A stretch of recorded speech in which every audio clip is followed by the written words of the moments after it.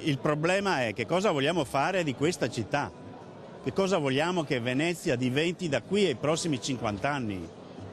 Vogliamo che continui ad avere un porto commerciale, vogliamo che continui ad avere un porto crocieristico o vogliamo dire basta, queste cose non sono più compatibili con questa città. La domanda posta dal prefetto di Venezia, Vittorio Zappalorto, è chiara e per una volta il problema non è l'assenza di risposte della politica, ma l'eccesso di risposte della politica.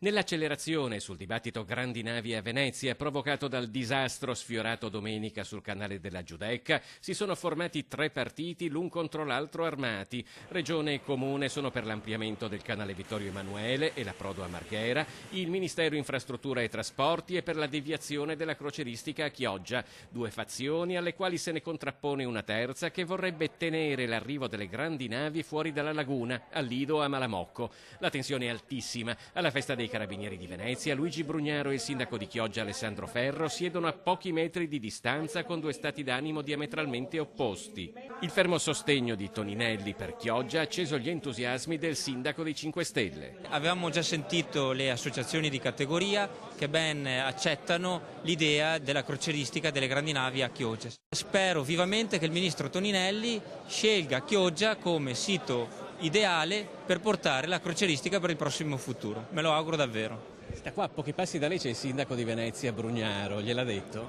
Adesso gliene parlo e glielo dico volentieri.